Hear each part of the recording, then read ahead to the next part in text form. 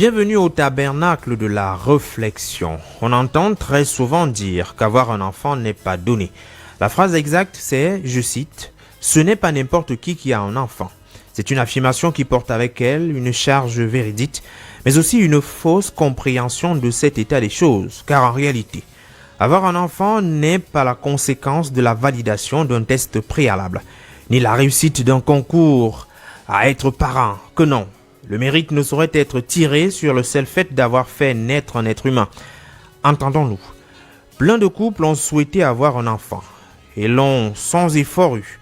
D'autres en ont voulu, mais l'ont eu également. Il est même arrivé qu'on retire des mains d'une malade, pour être trivial, d'une folle, un enfant qu'elle éleva jusqu'à plusieurs mois. D'autres couples ont voulu des enfants en vain, d'hôpital, en charlatan, pour être, à la fin, rendu au même résultat. À la vérité, même si le mystère scientifique est connu, notamment sur la fécondation, la gestation et la parturition, il n'en demeure pas moins vrai que cela reste un concept complexe, ce qui fait dire que l'enfant est un don. Un enfant est un projet, une responsabilité. Chaque parent doit en faire un adulte responsable, intégré à la société, utile à cette dernière. Et là et seulement là, le parent peut récolter le mérite d'avoir façonné, non pas un asocial, mais un individu et un adulte responsable, respectable et respectueux des valeurs humaines et sociales. Mais attention, puisque cette mission semble être laborieuse, y a-t-il une école de formation où l'on construit des parents responsables, idéaux, aguerris de connaissances, nécessaires pour mener à bien leurs tâches? L'exception, il n'en existe pas.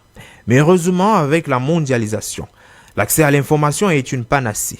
Dans les livres et les revues, il est dévoilé des pistes pour une éducation à l'approche de l'idéal, soit tirée d'un savoir empirique à partager, soit un résultat d'études minutieusement menées sur cette tranche d'âge ou sur la relation enfant-parent. Le livre que nous consultons ce soir, dans tous les cas, nous fait savoir que chaque enfant est unique. Et l'approche éducative pacifique prônée par l'ouvrage conseille de trouver la bonne méthode, en apprenant au préalable à se connaître soi-même et à s'ouvrir à l'enfant. Et comment arriver à ce résultat? Nous retrouverons dans un instant très court, pour un entretien d'une 50aine de minutes, l'auteur, mais d'abord les commodités d'entrée. Bienvenue une fois de plus à cette nouvelle édition du Point littéraire. Bonjour, bonsoir.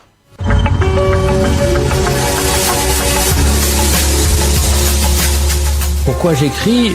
Pour que la vie soit plus diverse. Pourquoi j'écris? Parce que c'est ce que je sais faire. Et parce qu'avec l'âge, de toute façon, les possibilités se raréfient. Quand j'ai écrit ce roman, j'écris tous les matins à partir de 7h30, 8h moins le quart, jusqu'à 9h30. On ne m'a pas donné de conseils en particulier pour écrire. Par contre, mon père m'a dit que j'en étais capable. Mais t'écris parce que t'as un truc à dire? Tout le monde écrit, mais tout le monde n'est pas écrivain.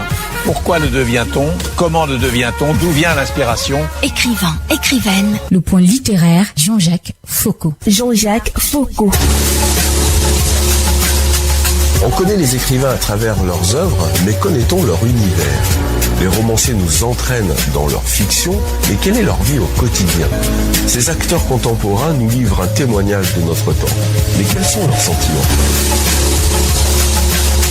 Pour sa 3e saison, le Point littéraire innove. C'est désormais jeudi à 21h sur Royal FM.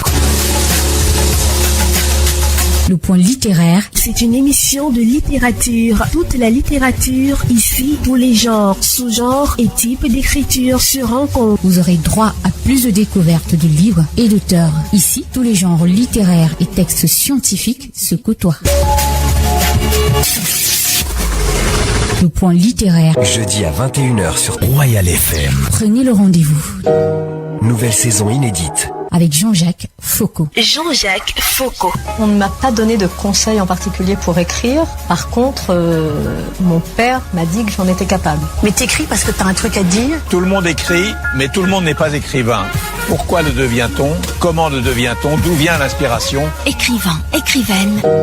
Nouvelle saison inédite. Jeudi à 21h sur Royal FM. Le Point littéraire, la première de couverture. La première de couverture.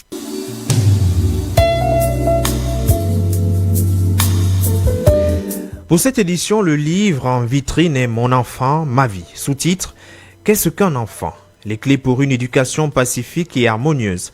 C'est un essai d'une centaine de pages écrit par Rosine Yemeleux, l'auteur, et publié aux éditions Éclosion. L'auteur Rosine Yemeleux est mère de 2 enfants. D'une fratrie, elle est également aînée d'une fratrie de 5 enfants. Voilà qui en rajoute à sa crédibilité pour parler de ce sujet. Son savoir peut être empirique, mais aussi et surtout scientifique, puisque l'auteur est titulaire d'une licence en psychologie, d'un master en gestion des ressources humaines. Elle est également dotée d'un certificat en sport pour tous. Celle qui veut être présentée comme médiateur des relations entre parents et enfants est particulièrement intéressée par des questions d'épanouissement et de bien-être. Heureusement, grâce à ses formations et expériences acquises, en exerçant comme psychologue, assistante et psychologue scolaire, gérante de société, consultante en management, elle a compilé des astuces pouvant permettre d'éviter les pièges de l'éducation d'un enfant. La coach en optimisation des performances personnelles et professionnelles, Rosine Yemeleux, est déjà installée. Le point littéraire, l'entretien.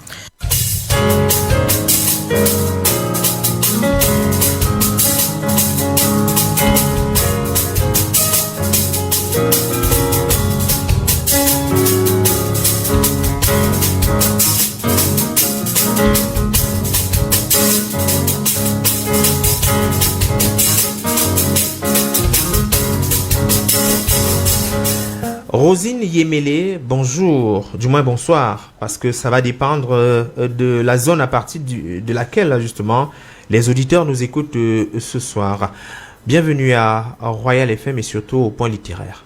Merci beaucoup Jean-Jacques Foucault. Bonjour alors ou bonsoir aux auditeurs et aux internautes.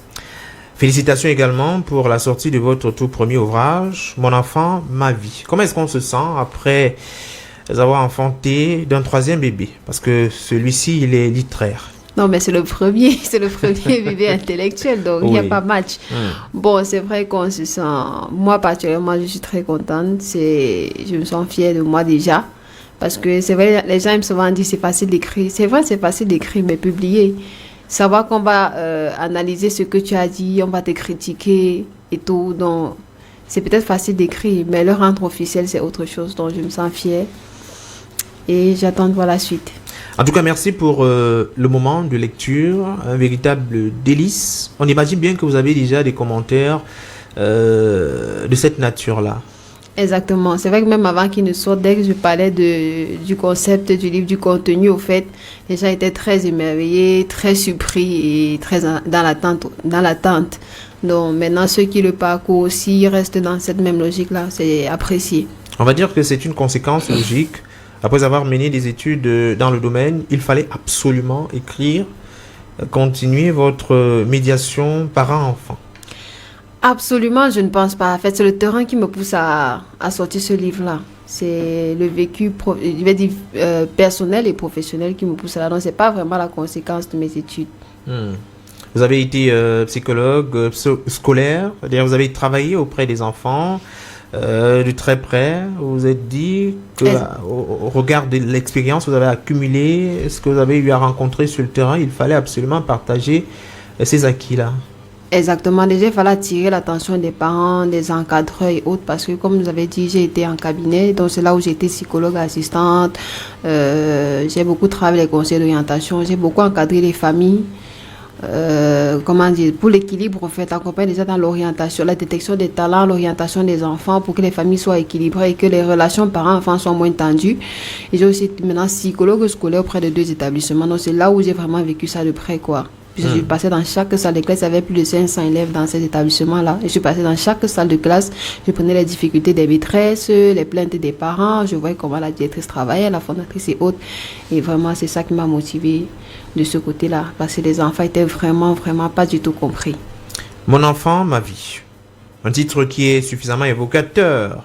Il fallait frapper immédiatement sur la cible.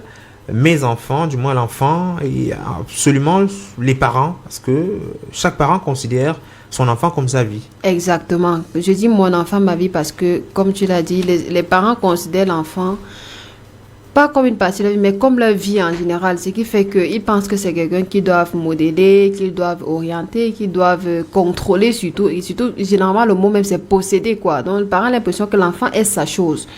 Voilà, donc c'est pour ça que je dis mon enfant, ma vie. C'est pour que là, maintenant, à travers la lecture de ce livre, que le parent sache comment se positionner face à un enfant. L'enfant fait partie de ta vie, mais il n'est pas ta vie en elle-même, au fait. C'est ton histoire, c'est ta vie, mais pas en entièreté. Il faut pouvoir le laisser le champ libre de faire certains choix, de faire même certaines erreurs avant pour pouvoir prendre son envol, quoi, pour pouvoir comprendre la vie aussi à sa façon. Donc c'est même d'ailleurs le début du livre.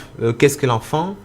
Il faut répondre effectivement à cette question-là pour s'apprêter à devenir un parent. Exactement. Je vais dire, avant même au moment où j'ai vraiment voulu écrire le livre, j'ai partagé cette question-là sur plusieurs plateformes, demandant aux parents de me dire la perception qu'ils ont de leur enfant, au fait. Mais les parents ne répondaient pas.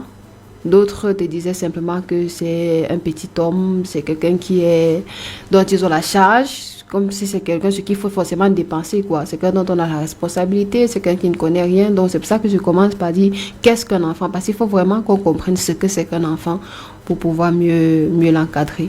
Et aujourd'hui, vous avez une définition assez claire de ce qu'est un enfant, ou bien cela dépend de l'approche? Non, moi je ne définis pas l'enfant, parce que quand on parle de perception, ce n'est pas de définir. La perception, c'est un acte, c'est une façon de voir, au fait. Donc je préfère dire, il faut voir l'enfant de cette façon. Par exemple, dans le livre, je vais dire, l'enfant, on ne peut pas dire, on va dire, c'est vrai, l'enfant, c'est un homme en devenir. Mais qu'est-ce qu'il faut retenir de cette définition? C'est que s'il est un homme en devenir, ça veut dire qu'il faut profiter d'abord de l'enfance, au fait. Parce que s'il devient déjà un homme, il n'est plus un enfant. Donc, il faut d'abord considérer son stade d'enfant et l'accepter tel qu'il est. C'est comme ce matin, j'étais, je ne vais pas dire sidérée, mais j'étais quand même mal à l'aise de voir une maman qui a battu correctement sur son enfant, simplement parce qu'il s'amusait, il s'est sali. Je me suis demandé, mais celle-là, vraiment, c'est vraiment les gens à quoi éduquer, parce que l'enfant doit s'amuser. Ou alors tu mets un cadre où il va rester propre, ou alors tu supportes de laver les habits sales. L'enfant apprend en s'amusant. Donc c'est à peu près ça. Il faut connaître ce que c'est qu'un enfant, au fait. C'est pour ça que je parle de ses besoins dans le livre. Je parle de sa façon de voir les choses, sa façon d'agir, sa façon de sentir, sa façon de réagir aussi face à certaines situations, en fait. Et j'éclaire aussi les parents sur certains aspects des comportements de l'enfant qu'ils ne comprennent pas. Par exemple, de dire l'enfant n'apprend que ce qui est mauvais, l'enfant est têtu. C'est des phrases qu'on a fréquemment chez les parents. Pourtant, ça s'explique facilement. En réalité, ce sont des étapes que l'enfant doit franchir avec aussi bien son âge. Il y a des moments où il faut s'attendre à un certain nombre de réactions venant de l'enfant. Donc, il ne faut pas tout de suite s'emporter. Et lorsque vous parlez d'une éducation pacifique, on serait tenté de se poser la question, est-ce qu'il ne s'agit pas d'une éducation d'un point de vue occidentalisé un peu? C'est vrai qu'on peut penser que c'est une éducation d'un point de vue occidentalisé, mais je n'aimerais pas que ce soit le cas. Pourquoi? Parce que aujourd'hui, l'Afrique n'est plus fermée. Le monde est devenu un village planétaire. L'enfant que tu élèves à Douala ne va pas forcément qu'à la Douala. L'enfant que tu élèves, c'est pas moi, dans un trou à Yaoundé ou à Tchang ou que ce soit, il n'est pas appelé à y demeurer, au fait. La plupart des gens veulent voyager aujourd'hui. Donc, celui qui voyage, il doit avoir la même éducation. D'ailleurs, les enfants sont pas tous les mêmes pour commencer. Les enfants sont pas tous les mêmes. Même qu'ils soient de la peau blanche ou qu'ils soient roux ou quoi que ce soit, les enfants ont les mêmes sensibilités. Parce que chaque stade correspond des besoins, correspond des façons de faire, en fait. Maintenant, c'est comment est-ce qu'on éduque? C'est ce qu'il y a autour de l'environnement qui fait la différence. Je prends l'exemple. Ici là, au Cameroun, comme c'est le pays que je connais, à 4 ans, par exemple, c'est difficile de voir un enfant qui sait lire. Or, vous allez entendre qu'en Corée du Sud, je ne sais pas si c'est Corée du Sud ou Corée du Nord, un enfant de 4 ans te fabrique déjà une tablette. C'est pas que l'enfant là c'est pas qu'il a traversé d'autres stades, mais c'est plutôt l'environnement, au fait, qui a fait la différence. Le fait d'évoquer cet aspect-là, est-ce que cela veut dire que vous prenez en compte le contexte africain et camerounais en particulier dans la rédaction de l'ouvrage? Non, ce n'est pas un contexte en particulier. Ou bien vous êtes au niveau standard? Je suis au niveau standard. Dans le livre, je présente la moyenne. Comment est-ce qu'à chaque stade, l'enfant devrait réagir? Maintenant, si ton enfant est au-delà de ça, il faut donc aller au-delà. Mais si ton enfant est en dessous de ça, c'est là où il faut voir des spécialistes. Il faut s'inquiéter. Voilà. Donc, je mets la moyenne pour que les parents arrêtent de brutaliser les enfants, au fait. Parce que j'ai vu des parents qui m'ont dit non. J'ai entendu qu'aux États-Unis, une fille de 9 ans avait déjà fini l'élite. Comme récemment, j'ai vu une fille de 14 ans a déjà le master. Et un autre parent va traumatiser son enfant à la maison que non, il faut que toi tu aies déjà le bac à 14 ans, je sais pas moi trop quoi. Chacun déjà ses aptitudes, mais aussi il y a l'environnement qui joue. C'est vrai que j'ai vu sur l'interview de la fille, elle disait non, elle n'a pas fait grand chose. Moi, je ne peux pas accepter ça. Elle n'a certainement pas eu un rythme de vie pareil à n'importe qui ou à une autre fille de 14 ans. Il faut dire peut-être que le contexte s'y prêtait aussi. Exactement. L'environnement joue beaucoup sur, comment dire, pour façonner l'individu.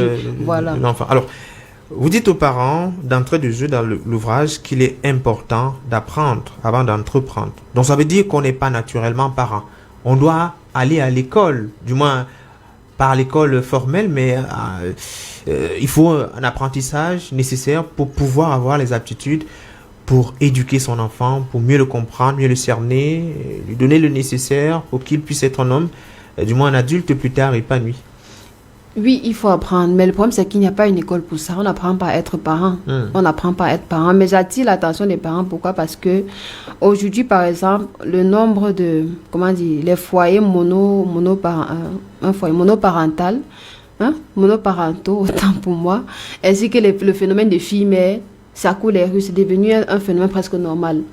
Or, ça fait que des gens portent des enfants sans être prêts ou sans même le vouloir, mais parce qu'on a déjà dit non, je suis chrétien, je ne peux pas avorter, l'enfant est là. Mais la façon de prendre soin de l'enfant n'est vraiment pas adaptée au fait. Donc c'est pour ça qu'il faut s'entourer. C'est pas qu'il y a une école pour ça, mais il faut chercher l'information en fait. Il y a des livres sur les enfants, il y a des livres sur la vie, il y a des livres sur presque tout. Et aujourd'hui avec Internet, c'est très facile quoi. Tu rédiges une phrase sur Google, tu vas avoir des orientations sur comment tu peux faire. Donc l'enfant c'est un projet, il faut le penser avant de s'engager. Il ne faut pas, comme vous l'avez dit tout à l'heure, accepter, recevoir un enfant, même si on ne se sent pas prêt, même si on se sent un peu frustré. Et peut-être ça va jouer finalement sur l'attention qu'on portera sur ce dernier. L'enfant est un projet. L'enfant, on ne boit pas dans l'eau, il ne tombe pas comme la pluie. Il faut prendre son temps pour accueillir un enfant.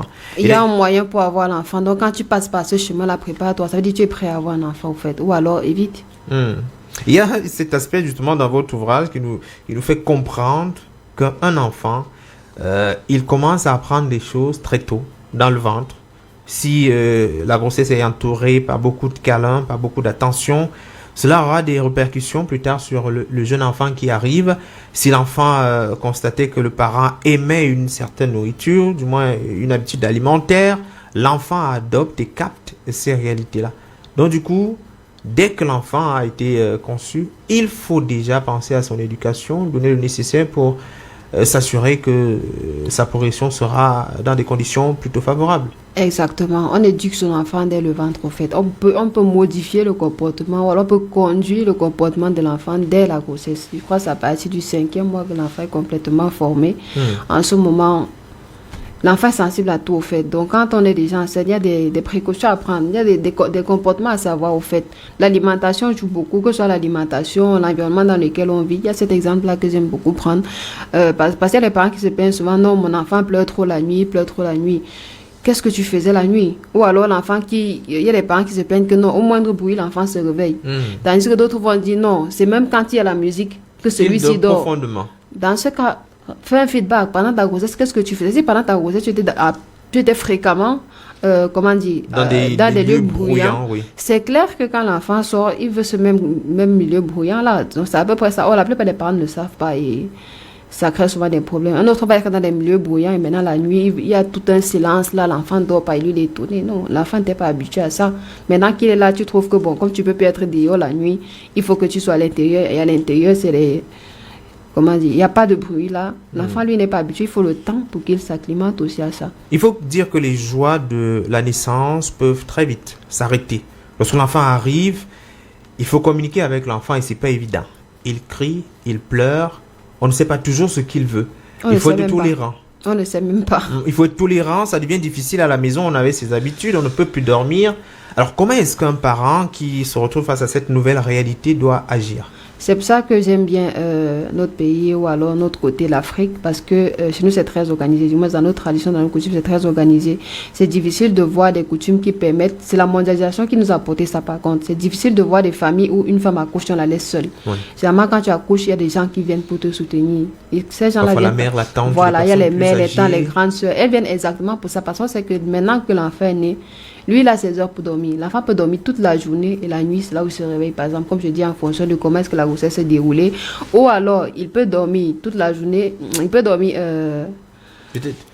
il peut dormir plutôt dans la nuit et ne pas dormir. Bref, l'enfant... Il a son rythme à lui. Voilà, il a son rythme à lui. Déjà que l'horloge biologique de l'enfant, ça prend du temps pour s'adapter. Je crois que c'est 3 mois pour que l'enfant puisse vraiment s'adapter à son entourage. En fait, ça commence à 3 mois, en fait.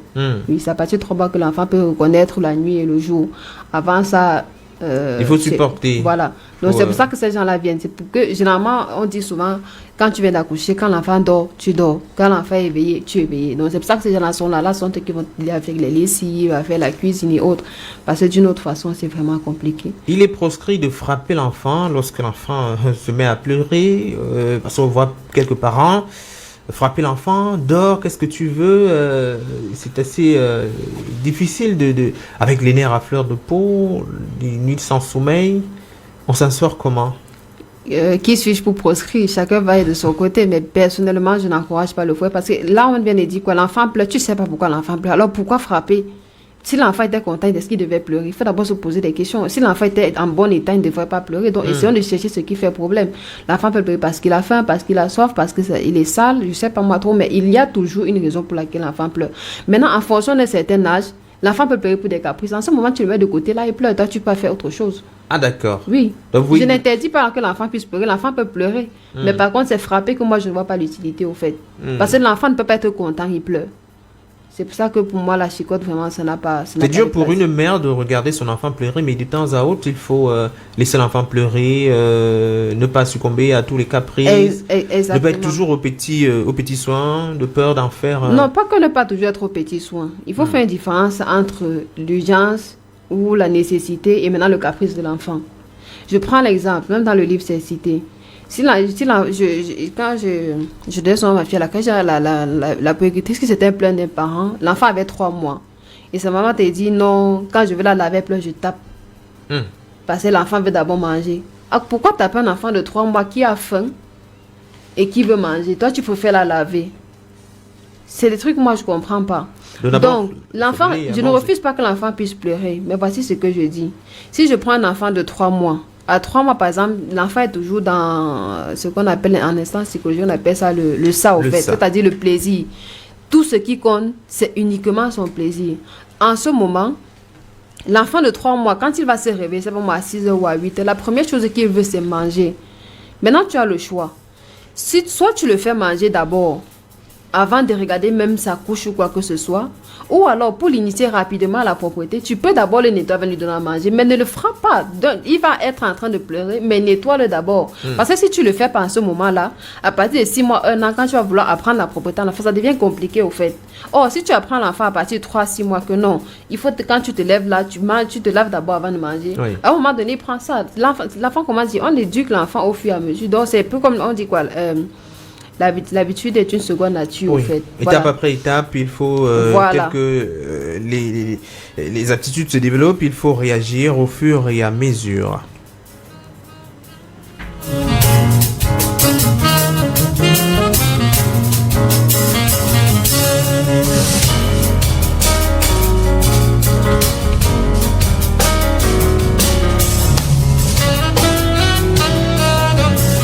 Il y a des étapes où l'enfant, désormais, décide de vous dire non. Il vous dit systématiquement non. Ce sont des étapes tout à fait commodes. C'est pas que l'enfant devient têtu, c'est pas que l'enfant n'écoute personne, c'est pas que l'enfant est capricieux. L'enfant veut s'affirmer, veut se détacher de son parent, notamment de sa mère, pour dire que je ne fais pas exactement ce que tu souhaites, mais je suis quelqu'un qui peut être autonome et décider par lui-même. Exactement, ça c'est autour de 2 ans. C'est un stade que les enfants traversent généralement autour de 2 ans. Parce qu'avant cet âge-là, l'enfant pense qu'il est la continuité de sa mère au fait. Il pense que son corps, le corps de sa mère et lui sont un seul corps par exemple. Ou alors son corps fait une partie du corps de sa mère ou alors vice-versa. Donc à partir de 2 ans, généralement, c'est autour de 2 ans, l'enfant maintenant, il commence à prendre conscience que puisque généralement à cet âge, l'enfant marche déjà, il est capable de mettre des objets dans la bouche, il est capable de manger des petits trucs, il est capable de se déplacer seul. Donc c'est à ce moment que l'enfant prend conscience que maman peut ne pas être là et je suis toujours en vie. Ce qui fait que la manifestation de ce talent, c'est le non. J'ai souvent été très, très amusée par les parents parce que dès qu'on dit ne touche pas les rideaux blancs, si l'enfant touche, on tape. Ne prends pas de l'enfant touche, on tape. Oh, l'enfant, généralement même l'enfant touche, ou alors il te dit non. Non, en ce moment, le non là est souvent tellement sucré dans la bouche de l'enfant, je demande même si vous pouvez écrire ça. Et en tout temps, le parent, ça fait mal. Il y a la douleur parce que l'enfant a dit non. Ça, on ne comprend pas pourquoi. Effectivement, c'est pour ça que j'ai fait ce livre-là, pour que les parents comprennent certaines réactions que les enfants posent, au fait. Parce que quand l'enfant dit non, le parent dit l'enfant est têtu. Tu commences à la têtuité chez moi. L'enfant, l'enfant à ce moment est plutôt en train de vouloir te faire comprendre que je ne suis pas toi. Je peux aussi faire autre chose. Généralement, monsieur, vous constatez, vous allez dire à l'enfant, viens prendre le bonbon, si. Il va te dire non. Dès que tu te tournes là, il revient demander le bonbon. Ou alors il a déjà pris. Non, parfois même il va te dire non, mais il va revenir vers toi après. Pour dire quoi? Pour dire que le non reste d'abord pour te dire je ne suis pas obligé de faire ce que tu veux, même si la chose là me plaît. Avant qu'après il va encore venir dire non, la chose là me plaît, donne-moi maintenant. Il va me venir parfois en pleurant au fait. Mais le non là c'est pour se démarquer. Et on doit permettre à l'enfant on doit comprendre que l'enfant doit dire non. En fait, c'est pour construire son identité à lui. Le non là, ce n'est pas un nom de têtutesse. La tolérance doit aller jusqu'à un niveau que certaines personnes pourraient appeler du laxisme. L'enfant va être appelé à découvrir un certain nombre de choses. L'enfant va casser des objets à la maison, peut même se saisir du téléviseur si on ne fait pas attention. Alors, c'est difficile. Il faut laisser que l'enfant découvre l'environnement immédiat, teste les choses, mettre le téléphone dans la bouche. C'est pas évident pour le parent qui ne comprend toujours pas ce qui se déroule devant lui. Pour toutes les situations où les parents ne comprennent pas souvent, j'ai expliqué. Je dis pourquoi est-ce que l'enfant le fait et maintenant je te dis comment est-ce que tu peux faire. Par exemple, pour le non là, si tu sais que tu vas dire à l'enfant, maintenant que tu sais que l'enfant te dit non pas parce qu'il est têtu, quand tu vas dire, si tu veux pas que l'enfant prenne la fiche blanche, dis-lui plutôt que prends la fiche blanche. Là, il sait que, en fait, c'est l'inverse, au fait. Puisque l'enfant va faire le contraire de ce que tu vas lui dire. Ou encourage-le à vouloir faire le contraire de ce que tu veux. Là, c'est plus facile. Moi, c'est comme ça que j'ai procédé la plupart du temps, avec tous les cas que j'ai eu devant moi. Maintenant, pour ce qui est de casser les objets, là, c'est de la curiosité, au fait. L'enfant apprend en touchant, en manipulant. Et c'est vrai, vous avez parlé de mettre, par exemple, le téléphone dans la bouche. Le premier sens, ou alors la première façon pour l'enfant de découvrir et de comprendre le monde, c'est avec la bouche. C'est d'abord avec la bouche. Et ça va même généralement jusqu'à même 5 ans. Minimum autour de 5 ans. On a tendance à téter, du moins à sucer le Effectivement, en fait, c'est parce que c'est pas la langue, c'est pas le goût que l'enfant sait à quoi ressemble cet objet que j'ai devant moi. Il va prendre le papier aujourd'hui, il va goûter, demain il va prendre tout ce qu'il va voir. En fait, ça part dans la bouche. Les parents sont souvent en train de taper, non, l'enfant c'est la saleté. Non, l'enfant veut comprendre ce que c'est.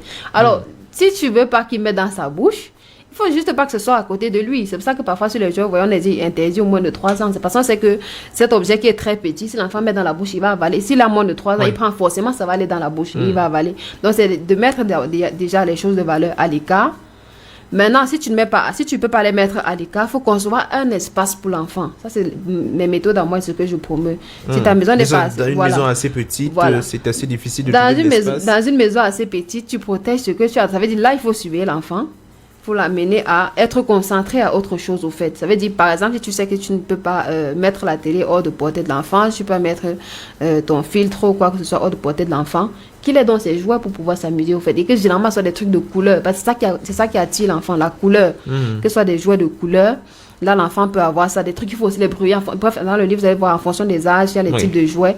Voilà, donc en fonction de ça, on adapte aussi ce qui va attirer l'attention de l'enfant et empêcher qu'il se tourne vers les objets à détruire. Même comme ça ne peut pas manquer, ça c'est clair. On ne va pas dire à un parent que l'enfant peut grandir chez toi sans casser un verre, sans casser un plat, sans casser ta télé. Vraiment, il doit casser un verre et surtout pas de bastonnade, pas de petite tape. Il va même casser plusieurs verres. Parce que casser un verre à 1 mètre n'est pas pareil que casser un verre à 2 mètres, que casser un verre à 3 mètres.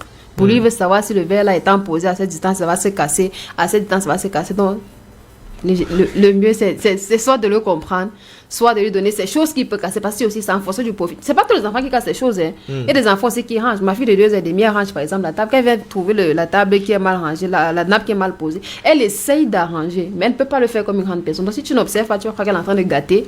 Ou si tu étais là dès là-bas, tu vas voir qu'elle est en train d'arranger. Donc, c'est pas tous les enfants qui cassent. Ça va aussi du profil des personnalités. Un enfant, par exemple, qui est appelé à être un technicien ou bien qui doit manipuler les objets, celui-là, c'est quelqu'un qui va tout casser dans votre maison. Il va m'aller, il risque même de s'électrocuter si vous ne faites pas attention. Par contre, un autre, plutôt plutôt un profil du type, c'est pas moi, intellectuel ou BDC ou quoi que ce soit, son attention est tirée vers autre chose. C'est pour ça qu'il est parent de très observer. Parce que quand tu observes, tu peux même facilement détecter vers quoi orienter ton enfant dès le bas âge. Voilà qui est dit. En tout cas, pour la première partie, on va d'abord s'arrêter. On va prendre une rubrique. Je rappelle que nous sommes avec Rosine Yemele. Elle vient nous présenter son livre « Mon enfant, ma vie, qu'est-ce qu'un enfant ? Les clés pour une éducation pacifique et harmonieuse ». On vous revient dans un moment. Le point littéraire, les classiques littéraires. Les classiques littéraires.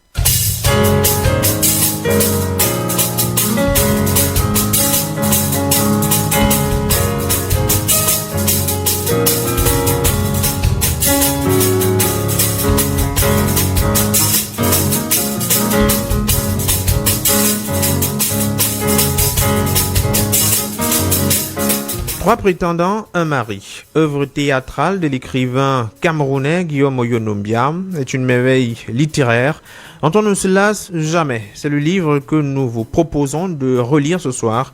Annie-Lisette Ambassa, bonsoir. Jean-Jacques Foucault, bonsoir. La scène se déroule en Voutessi, un village du sud Cameroun. Dès le lever du rideau, de vives discussions sur l'éducation des filles se font entendre. Il s'agit d'un père de famille, à Tangana, qui a envoyé sa fille Juliette, dont il est justement question, au collège. La famille vient de recevoir une somme de 100 000 de la part d'Undi, un jeune paysan, désireux d'épouser Juliette, la jeune collégienne. Au même moment, Mbia, le grand fonctionnaire, annonce sa visite dans la maison de la jeune fille qui s'apprête également à rentrer de Libamba pour les vacances. À son arrivée, Juliette est mise au courant de la situation. Sa réaction est vive et sans équivoque. Pas question pour elle d'être vendue comme une chèvre. Mais je suis un être humain, j'ai de la valeur, à la page 24. Et puisqu'un fonctionnaire ne va pas rendre visite à une famille sans se munir d'une forte somme, le fonctionnaire Mbia verse la somme de 200 000 francs à titre de dot et fait une liste de ce que la famille réclame en plus. Puis, il se retire. À l'annonce de ce nouveau mariage contracté sans son consentement, Juliette se révolte. Elle profite de l'occasion pour annoncer ses fiançailles avec Oko, un jeune lycéen.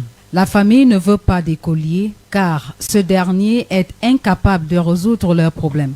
Devant cette situation, les jeunes Kuma Oko, le fiancé non désiré, et Juliette décident de jouer un bon tour aux villageois qui les mènent tous à un dénouement heureux.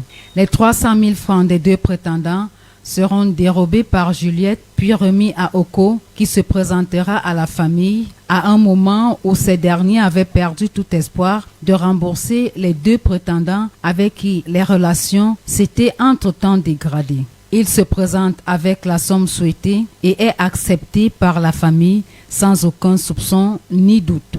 Le mariage entre Juliette et Oko est célébré. Trois prétendants, un mari.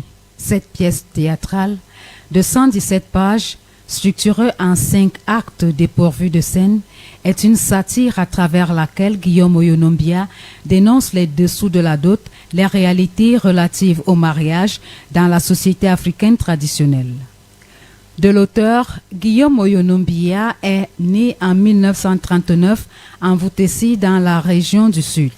À l'âge de 5 ans, il commence ses études en Bolou, à Voutessi toujours, avant d'entrer à l'école de la mission protestante de Metet en 1947, où il obtient le CEPE en 1953. En 1958, il commence ses études secondaires au collège évangélique de Libamba. En 1961, il arrête ses études secondaires. Cette année-là, il remporte le concours inter-État africain organisé conjointement par les compagnies aériennes Air France et UTA, bénéficiant ainsi d'un séjour de 15 jours en France. Guillaume Oyonombia entame ensuite une carrière d'enseignant au collège de Metet, puis au collège évangélique de Libamba. En septembre 1964, il se rend en Grande-Bretagne pour préparer un diplôme de traducteur-interprète grâce à une bourse du British Council.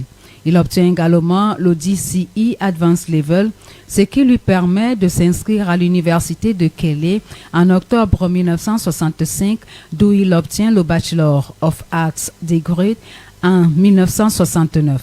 De retour au Cameroun, il est recruté comme assistant au département d'anglais de la faculté des lettres et sciences humaines de l'université de Yaoundé. En 1972, il est nommé chef de service aux affaires culturelles du ministère de l'Information et de la Culture. Guillaume Oyonumbia est sans doute l'un des plus grands dramaturges camerounais depuis l'indépendance.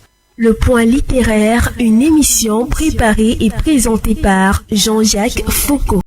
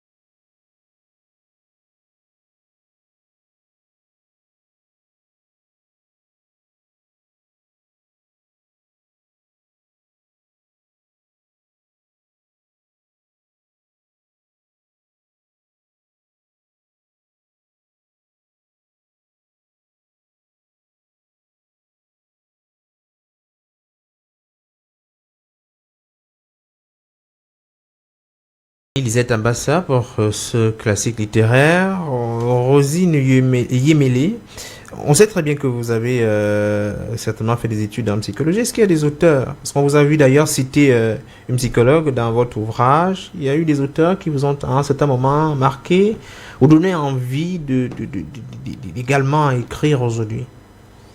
Pour être sincère, pas vraiment. Pas vraiment, parce que je ne me voyais vraiment pas écrire. C'est vrai que depuis, je sais pas, la classe de 5e, c'est vraiment depuis, j'ai 10 ans. J'ai le cerveau qui déborde d'histoires. J'ai toujours une façon assez étrange de voir les choses, de regarder la société. Donc, à cette époque-là, si j'avais la force, j'aurais écrit peut-être des romans sur des histoires qui vont permettre de conscientiser ou de toucher les gens. Mais la force m'a toujours manqué. Vraiment, ce livre... j'ai eu beaucoup de motivation à l'écrire, mais ce n'est pas un truc qui a toujours été dans mon esprit. Le déclic, c'est à quel niveau? C'est-à-dire à quel moment vous vous dites il faut que j'écrive? Alors, le déclic, c'est après la période de coronavirus. Bon, c'est pas après, c'est pendant. Parce que, comme j'ai dit, moi, j'étais carrément confinée avec mes 2 enfants. Ne sortiez pas, voilà. C'est à la maison. Voilà, j'étais à la maison. Les bouts de chou. Effectivement, ils ne partaient pas d'école puisqu'ils étaient de bas âge. Et je me suis dit déjà, je me souviens déjà en notre temps, quand il fallait faire 3 mois de vacances à la maison, les parents se plaignaient. Et même dans les rues, c'était pareil. J'ai dit, mais c'est déjà 3 mois de vacances à la maison, les parents se plaignent, vous envoient en vacances chez les grands-parents, les oncles et les tantes. Qu'est-ce qu'ils peuvent bien être en train de vivre? Mais qu'est-ce qu'ils peuvent bien être en train de vivre depuis le mois de mars que les enfants sont à la maison? Parce que c'est vraiment très compliqué. Donc, j'ai commencé au mois de juillet à rédiger dans un journal et c'était en tant que coach. Et c'est donc ce sujet-là qui m'intéressait.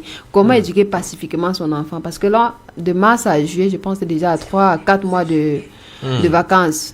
C'est-à-dire les enfants étaient à la maison. Il n'y avait même pas moyen de dire tu amènes l'enfant au parc ou tu l'amènes jouer ou tu l'amènes dans tout le monde était puisque tout était voilà. Donc, et quand j'écrivais, j'ai écrit 2-3 articles dans le journal, mais à chaque fois, je restais sur ma feuille. J'avais l'impression de ne pas avoir tout dit aux parents. Effectivement, c'était le cas parce que j'ai un nombre limité. Les articles ont un nombre de mots limité. Donc, à chaque fois que j'écrivais, voilà, donc je restais sur ma faim. Donc, c'est là où j'ai dit non, c'est mieux de mettre tout ça dans un livre et de dire aux parents, voici comment faire, au fait. C'était une bonne idée, en tout cas. Vous tenez en compte une réalité qui nous suit. Vous avez parlé pratiquement à la fin de votre ouvrage des filles mères, des familles recomposées et parfois des couples séparés. Alors, d'abord, en ce qui concerne les filles mères, il est conseillé dans l'ouvrage véritablement de se faire aider par les frères et sœurs, surtout lorsqu'on reste encore avec le père à la maison. C'est pas une réalité évidente.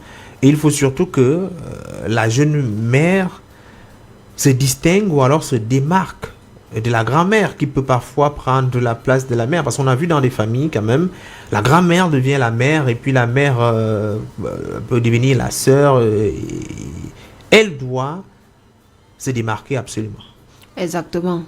Quand on est fille mère, l'idéal c'est de rester en famille. Parce que seul, c'est très compliqué. Déjà, pour le cas, comme j'ai dit, quand tu accouches et que tu es seul, c'est invivable. C'est pour ça qu'on a des accès de colère et autres. Donc, combien de fois, si toi, tu es encore une fille, que tu n'as même pas ton mari aux côtés de toi pour te soutenir. Moi, je conseille d'être en famille, de se faire soutenir par les frères et sœurs. Pourquoi? Parce que fille mère, ça veut dire ton enfant à ta charge. Si tu as décidé d'accoucher, ton enfant doit être à ta charge. Ce n'est pas une charge de plus à tes parents. Mais par contre, c'est un enfant de plus pour la famille. Je ne dis jamais un parent rejeter son enfant. Donc, combien de fois son petit-fils, c'est une bénédiction d'être grand-père, arrière-grand-père ou grand-mère, autre chose. Donc, mais c'est mieux de se faire accompagner. Mais ce n'est pas évident de nos jours. C'est plus de la faute des jeunes filles, Jean-Jacques. C'est pas que c'est très compliqué quoi que ce soit. C'est parce que quand la fille est déjà accouchée ou à un certain âge, l'enfant croit que non, comme moi aussi j'ai fait, je suis déjà une mère, ceci et cela. On croit qu'on est au-dessus de l'autre en fait. Donc, c'est ce manque d'humilité là qui crée la difficulté. Mais si tu peux ravaler ta joie, si tu peux ravaler comment dire, ton ego, ton orgueil, et rester à la maison, mais d'être responsable, je ne vois pas en quoi tu perds au fait. Je ne vois pas, parce que Dieu n'est pas idiot en nous donnant des frères et sœurs, nous donnant une famille. Non, oui. Il faut absolument se faire distinguer de la grand-mère. Bien sûr qu'il faut, effectivement, il faut appeler chacha. C'est pas parce que tu es à la maison avec tes parents que ton enfant va appeler ta mère maman et t'appeler grande soeur. Non, ça, je ne suis pas d'accord parce que ça crée des traumatismes chez l'enfant. Après, il y a des enfants qui vont t'appeler tata, ils croient que la mère c'est plutôt la grand-mère. Et quand tu découvres plus tard, ça devient un choc. Surtout que quand l'enfant lui-même t'appelle tata, et appelle plutôt ta maman, maman, ça t'enlève ce poids-là au fait. Psychologiquement, ça t'enlève la charge de maman. C'est que tu vas plutôt avoir tendance à vouloir jouer de la vie, t'amuser.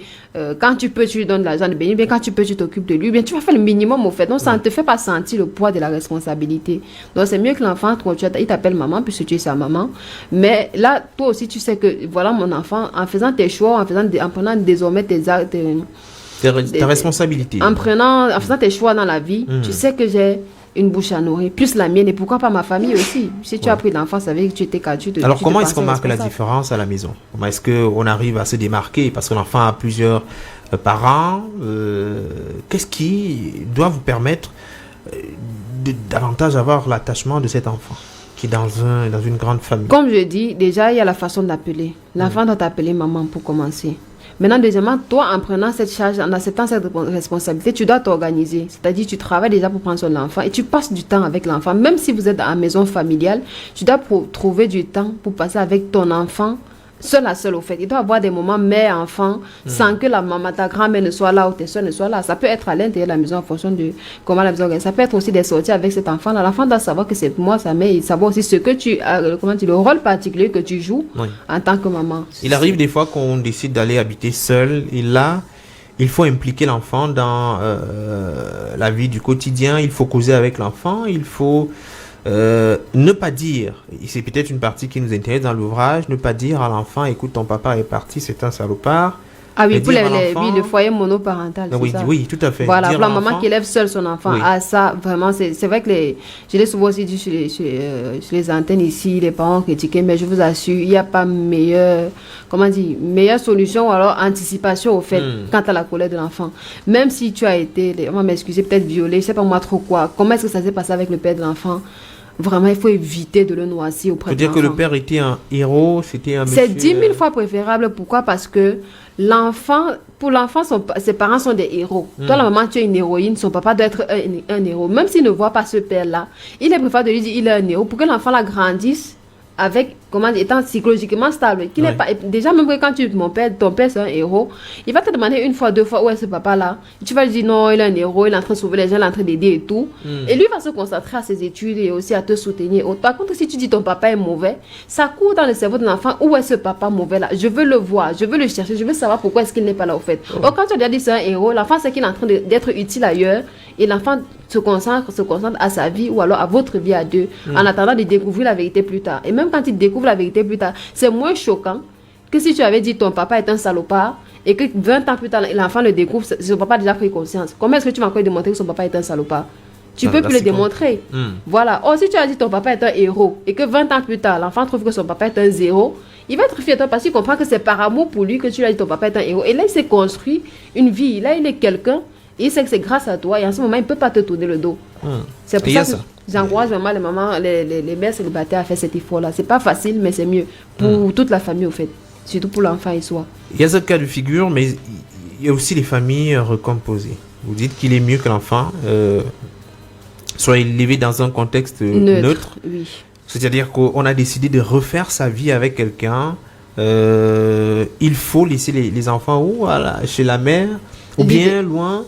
Oui, l'idéal, comme je dis, c'est de le laisser en famille. Ça peut être chez tes parents, je sais pas moi, un oncle, une tante à qui tu as confiance.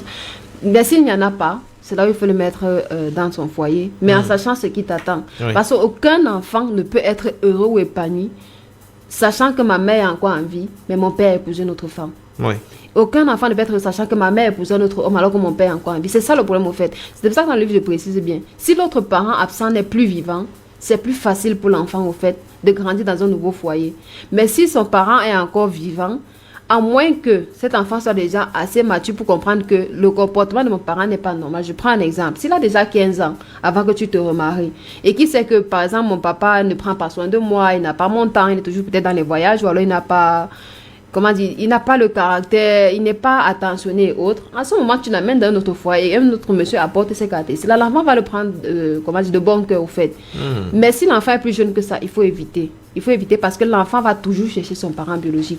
Il va toujours... Mieux vaut tu le laisses un terrain neutre, tu passes le voir. C'est à toi de définir la fréquence, 1 fois par semaine, 2 fois par semaine. Et tu t'arranges à ce que l'enfant sache que tu penses à lui et que tu joues un rôle dans sa vie, au fait. Pareil pour l'autre partenaire aussi. Alors, pour le cas de figure, il faut être disponible pour l'enfant. Il faut être constamment disponible pour l'enfant. Vous n'avez pas besoin de passer beaucoup de temps avec l'enfant, mais peut-être les 30 minutes que vous avez à passer avec l'enfant, ça devrait être des minutes où vous participez à créer de bons souvenirs, des souvenirs qui restent pour le long de la semaine, pour le long du mois. Exactement, c'est pour ça que je parle d'un temps de qualité. Il y a les parents qui se plaignent souvent, non, je suis occupé, je ne peux pas faire ci, je ne peux pas faire ça, non. L'enfant n'a pas besoin. C'est pour ça que là aussi, j'ai parlé des besoins de l'enfant. L'enfant n'a pas forcément besoin que tu lui achètes un iPhone, je ne sais quoi, une tablette ou quoi que ce soit. De nos jours, même les parents qui achètent toutes ces choses aux enfants, après, ça ne peut pas se plaindre. Non, je t'ai tout donné, mais tu ne réussis pas à l'école. Non, je t'ai tout donné, mais tu es délinquant. Non, je t'ai tout donné, mais tu es têtu. Tu as tout donné, mais sauf ce dont l'enfant a besoin. L'enfant a besoin de ton attention. Et ton attention ne passe pas par une tablette. Ton attention, c'est de rester là et de rigoler 2 heures, de rigoler, je sais pas moi, 30 minutes avec lui. Rigoler 2 heures de temps avec lui. Lui raconter ton travail, lui raconter ton quotidien. Mais pas de façon à lui montrer que non, tu souffres, il y a de la douleur dans ce que tu fais, non. Mais plutôt de façon à lui montrer que tu es quelqu'un d'utile à la société, tu es quelqu'un, l'inspirer de façon à être son modèle, au fait. C'est suffisant pour qu'un enfant dorme tranquillement et te recherche, c'est pas moi, 1 mois, 2 mois après. Le travail est parfois pressant, faut absolument montrer à l'enfant, évidemment, que oui, il est la priorité, il passe avant tout. Voilà, mais même pour ça, tu n'as pas besoin de 3 heures de temps ou bien 10 heures de temps pour montrer à ton enfant qu'il est la priorité. Dans le livre, je l'ai dit, ça passe par le langage. Plutôt que de dire à l'enfant, non, je cours au travail parce que je dois t'acheter une chaussure, parce que tu me dois manger, parce que tu es la charge. Non. Dis à l'enfant, je peux au travail parce que je suis seul à pouvoir le faire. Je peux au travail parce que je suis un héros. Je peux au travail parce que ça me fait plaisir de travailler. Je suis utile aux gens. Je peux au travail parce que je veux que tu aies ceci ou cela. Parce que dans ce cas, en fonction de l'âge de l'enfant cherche son intérêt dans tout ce qui est autour de lui. Donc lui dit, je peux au travail parce que tu es une charge. Comment ça va le traumatiser. C'est un choc qu'on envoie. Lui dit, je peux au travail parce que je dois travailler. C'est un choc, au fait. C'est pour ça qu'il faut jouer sur la communication. Il faut être doux, mais pas mou. Oui. Voilà. Il faut être doux avec l'enfant, mais pas mou. Il faut également laisser l'enfant parfois s'exprimer, l'accompagner. C'est pas parfois, il faut toujours laisser l'enfant s'exprimer. Toujours. Il ne faut pas toujours réprimer l'enfant constamment, lui dire ce qu'il doit absolument faire, mais l'écouter davantage et l'accompagner dans ses choix. Exactement. Il faut toujours laisser l'enfant s'exprimer. Même si on ne comprend pas, il faut toujours laisser l'enfant s'exprimer. Parce que si l'enfant ne prend pas l'habitude de s'exprimer, à l'adolescence, avec qui est-ce qu'il va parler? Il va parler avec ses pairs. Ses pairs vont faire quoi? Ils vont le détourner, ils vont l'influencer, ils vont le dérouter. Il faut toujours laisser l'enfant s'exprimer. C'est une des clés pour éviter les déviances, pour éviter les désorientations et l'influence de la compagnie, au fait, dans l'éducation de l'enfant. Il y a un autre aspect du livre que je souhaite qu'on évoque tout de suite, c'est notamment la question de l'emploi de temps. Il faut absolument définir un emploi de temps pour chaque enfant, parce que chaque enfant a ses besoins. Alors, il ne faut pas attendre quand il va grandir, ça commence très tôt, l'amener peut-être au départ quand il est tout petit, suivre son rythme, mais plus tard, progressivement introduire des activités qui vont permettre à l'enfant de ne pas s'ennuyer, de ne pas trop manger par l'ennui. Il faut tracer son emploi de temps. Exactement, ce que j'appelle les emplois de temps spécialisés, personnalisé et spécialisé. Oui. Pourquoi? Parce que c'est un emploi de temps qui a un objectif. Et déjà, ça ne peut pas être le même pour tout le monde. Déjà, j'ai dit, même les jumeaux homozygotes ne peuvent avoir le même emploi de temps. Ce serait vraiment difficile de voir deux personnes qui ont les mêmes passions, les mêmes caractéristiques, les mêmes forces, les mêmes capacités d'énergie. C'est vraiment compliqué, même s'ils sont nés du même ventre. Donc, c'est pour ça que je dis, chacun doit avoir son emploi de temps. Et ça permet d'éviter beaucoup de problèmes, au fait. Comme vous avez dit, la boulimie. Parce que, par exemple, pendant les vacances, les parents se plaignent, non, l'enfant mange beaucoup, il mange. Mais il ne mange pas, qu'est-ce qu'il fait d'autre? Qu'est-ce que vous lui avez proposé de faire? Parce que l'enfant mange parce que manger, ça procure du plaisir. Si on donnait du lait non lavé à l'enfant tous les jours comme repas, je ne pense pas que pendant les vacances, s'il n'avait que ça à la maison, l'enfant mangerait beaucoup. Il ne mangerait pas beaucoup. Il faut l'occuper. Le repas, c'est un truc qui fait plaisir. Donc, si l'enfant n'a rien d'autre à faire, il va toujours aller chercher la nourriture. Deuxième chose, c'est la télévision. Puis c'est ça qu'on a maintenant, presque tous les télévisions, les téléphones, les tablettes. On va dire non, il reste trop sur la télé, non, il est toujours sur la console. Mais ça lui fait plaisir. Tu ne l'as pas proposé autre chose. Je connais pas l'enfant qui va proposer un autre projet qui va l'intéresser et l'enfant ne va pas le faire. D'ailleurs, les enfants sont souvent pressés de retourner à l'école à un certain moment. C'est parce qu'ils s'ennuient tellement. Ou alors, c'est là où se rend même compte que vraiment à l'école, là, je voyais mes amis, je voyais ceux-ci. On s'amusait un peu plus qu'à la maison. Donc même, vous parlez même de la télévision par jour, peut-être 3 heures, c'est trop, c'est même beaucoup, c'est suffisant. Beaucoup. Non, 3 heures, c'est beaucoup sur la télé. C'est beaucoup trop.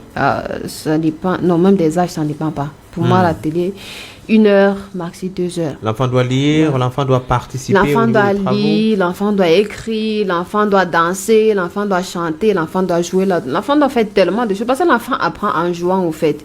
Donc, il y a tellement de choses qu'il faut faire pour un enfant. Déjà, le monde aujourd'hui, comme je dis, c'est pas parce que tu es né dans un trou que tu vas caler dans ce trou. Ouais. Donc, il y a tellement de choses à apprendre, tellement de choses à rattraper. Donc, on peut plus dire qu'on élève l'enfant de maison pour qu'il reste à maison. Il y a tellement de choses qu'il doit apprendre. Donc, ça n'a pas le temps d'être saturé. Les enfants, ils sont tellement éveillés avec tellement de talent que vraiment, ça ne vaut pas la peine de le laisser scotcher devant la télévision. Surtout que chez nous, télévision, tablette, réseaux sociaux, tout ça ne sont pas contrôlés. Donc, il faut que les enfants sortent, il faut que les enfants découvrent d'autres horizons. Exactement, il y a tellement de choses à découvrir. Tellement de choses à découvrir. Et qui ont plus de bénéfices même que la télévision. Parce que quand je prends par exemple la télévision, le contenu n'est pas surveillé. C'est pas parce que l'enfant, c'est pas parce que c'est dessin animé que c'est adapté à ton enfant. Il y a des dessins animés en fonction des âges. Oh, tu vas prendre ton enfant de 3 ans, tu jettes devant la télé, il regarde tout n'importe quoi, et quand il te parle mal, tu dis l'enfant s'est appris ça où? Ça dépend. Parce que l'enfant est presque dans un mimétisme en permanence. Il n'a pas à comprendre ce qu'il voit. Exactement. Il ne comprend pas. Ce qu'il voit, c'est ça qu'il prend. Il sait que c'est comme ça qu'on fait face à telle situation. Donc, s'il voit un enfant insulter sa maman dans la télé, mais pourquoi il ne va pas t'insulter? L'autre l'a fait. Même si on l'a frappé, il l'a fait. Moi aussi, je fais. Je vois aussi comment tu vas faire. Donc, c'est à peu près ça. Moi, je ne conseille pas beaucoup la télé. La télé doit être suivie. Ça doit être pour des émissions spécifiques, des dessins animés spécifiques en fonction de l'âge et de l'objectif aussi de l'enfant. Rosine Yemele, est-ce que le livre est disponible au Cameroun? Oui. On peut l'avoir comment? Déjà, la maison d'édition Éclosion, qui est située à Hippodrome, à l'immeuble Aléquier. Oui, c'est la maison d'édition. Donc là, il y en a, ou alors auprès de moi, je peux facilement, j'ai des stocks, ou alors je peux facilement passer la commande. Vous avez un contact à travers lequel on peut vous joindre, ou bien un proche? Cela dépend de vous, parce que certainement les auditeurs nous écoutent et veulent avoir ce livre Mon enfant, ma vie. Alors, pour le livre, ils peuvent appeler le 690 32 77 15. On va reprendre le numéro pour... 690 32 77 15. Alors, un dernier mot peut-être pour la route. Alors, un dernier mot, je vais dire, c'est vrai que ce livre parle des enfants, mais c'est aussi un livre qui peut être une thérapie pour un individu pris à part. Pourquoi? Parce que nous sommes aujourd'hui... L'adulte est le produit de son enfance, au fait. Donc, au lieu de chercher des thérapies chez des psychologues ou des coachs des coachs comme nous, avec ce livre, déjà, tu peux faire un grand pas. Parce que à travers ce livre, tu peux comprendre ce qui a fait faux bon ou bien ce qui n'a pas marché dans ton éducation, dans ton évolution, dans ton développement, et commencer déjà à te rattraper, au fait, avant même de dire que tu as besoin des spécialistes pour t'accompagner. Donc, c'est ce que je peux ajouter. C'est qu'au-delà des enfants, de comment éduquer son enfant, c'est un livre qui a plusieurs rôles, au fait. Tout dépend de comment est-ce que tu le lis, de comment est-ce que tu le comprends. Merci d'être passé sur le point littéraire. C'est un plaisir.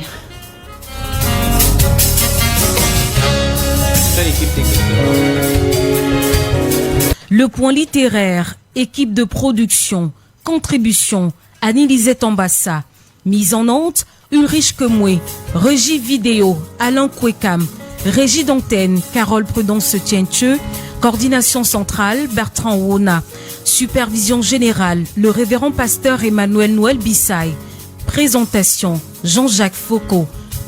À jeudi.